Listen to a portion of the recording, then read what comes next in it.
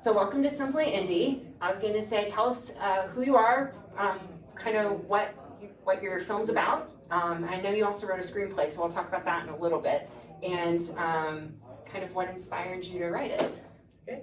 I'm Brian Du. I'm writer and director of Ruby Eyes, which is a micro short, and it's a horror thriller-esque type of film. It's going into it. It's just very short and trying to get through the single action, everything going right into it. So it's very fast-paced for the most part. I was going to say, in terms of like, it's a thriller, like Yes. you said, and we definitely got that from it. And I did like a little bit of the joke that you made when a certain part of the movie happened. But I was going to say, so what inspired you to write it more than anything? Yeah, so I really wanted to tell you a very secluded story, like a very, very small. So going into it, I wanted to make it very easy to shoot. So I wanted one location, minimal characters, and we had minimal crew too. So we only had the crew of two. So we tried to make everything as simple and easy to make as possible. So I knew I wanted to find like the simplest story. So when I was writing it, I decided, we'll just do a sleepover, which is simple enough to set up a sleepover, and then a monster in the closet, essentially the story, monster in the closet. Because I thought, when I watched it, I thought it was going to be like a murder in the closet or something like that. Because when the door opened up and did that little joke, I thought that was pretty funny. And then it like took a completely different turn real quick. But it sounds like because it was only you and one other person, that you guys had a couple of challenges then. Yeah. The main challenge was trying to fit the roles that we needed. Like even though I was the director, I also had to run the sound too, because there was I had a DP. He wasn't gonna do both, so I was running sound like on the side as well. And then you might not notice in the film, but the monster in the closet that has hands reaching out, that's actually me. Really? Yeah, I'm actually like grabbing all I saw her. was just the arm. I'm actually in there grabbing her, so that I was the only person around. That was not, yeah. It's like a little Easter egg of sorts. Yeah. A lot of people know that because obviously you can't see me. I'm draped in darkness. Was that like a color correction thing of you hiding in the closet? Because So I did notice that you did use color a lot to kind of help tell the story. So for the closet specifically, we tried to darken like the closet as much as we can, just to black everything out so you can't see anything except the hands reaching out. But in terms of the color of the blue color, so we wanted to, it's a sleepover, so it has to be at night. And what evokes the idea of night is that blue color. And for convenience, you start with filter. So essentially you change it from day to night, and that helps you sort of get like a baseline of just going into it, and then you just gotta correct it just to make it look like it's ideally night. Because otherwise, it was sleepover. It's kind of hard to shoot in the dark. Yeah. You gotta light it too. So you can, even though we did shoot at like the evening, obviously we still gotta light everything. Otherwise you can't see what's going on. Yeah. Well, it kind of helped add that element of suspense to it as well. So I really like that. Was kind of a fun way of approaching it.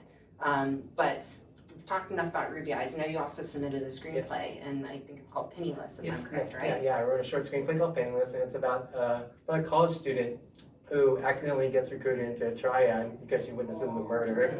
And so she got accidentally recruited, so she figures the best way to pay for medical school is just to dabble in a bit of organized crime and get into it. But what you find out is that she gets way in over her head, the things that she's not supposed to do. But for her, she's like a really kind of a jokester, so a lot of times she underplays herself, and that also plays to her advantage because people keep underestimating her and the things she do, and she gets away with a lot of things. She's like, a dangerous situation, she just kind of gets out, which she shouldn't be. Yeah.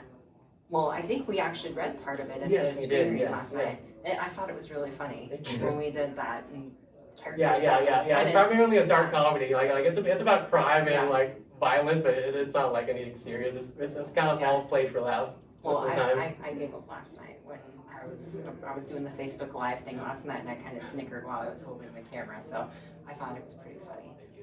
So are either one of those kind of like a starting point, or is Penniless like a full movie, or is it partially?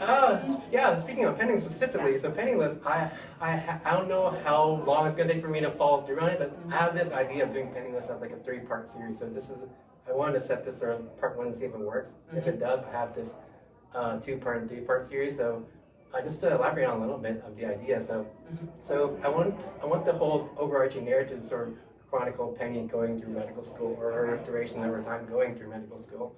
And so part 2, I want it to be like, I want to put more scenes of her actually in school to show that she's actually focused on her academics and like learning about things.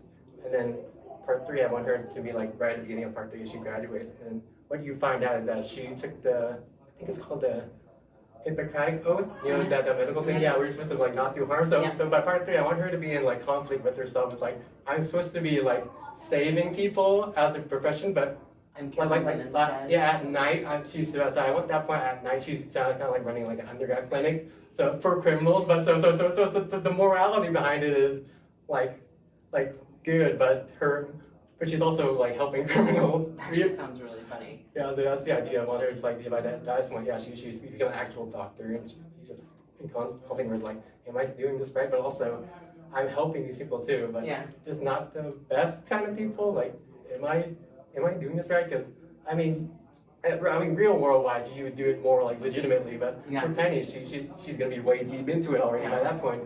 Because she has the oath of being in the triad. Yeah, the triad is like her side job, but she's way too deep. You can't just leave it because it's a game. You can't just leave and like say peace out. Yeah, you're gonna get taken out. That's gonna be really funny. Yeah, so that's the idea. Well, I hope it comes into fruition. Yeah, I gotta get started writing it. So. Well, I was gonna say, is there a way that people can maybe kind of find out more about that if you do end up moving forward with it, or is there a way people can follow you online and see what people you're doing? Can follow me online at on my social media on Facebook and Instagram at Project Zeta, PROJECT Project, and Zeta is XETA. Okay. That's for me personally, and I also all of my films are made under the name Foxfire Films, which is my sort of independent little scrappy little studio, and you can find that on Facebook at Foxfire Films and on Instagram at Foxfire Film without the S at the end. Okay. Well, thank you for spending some time thank you for this interview. kind of explaining your projects to everybody, and I really hope that, especially with Penniless, I want to see what you do with that, because that definitely sounds like it's got a lot of potential. So thank you very much. No, you're welcome. Have a good day, okay? And I hope you're having fun here today. Yes, I love it. Having a great time of my life. Okay, good.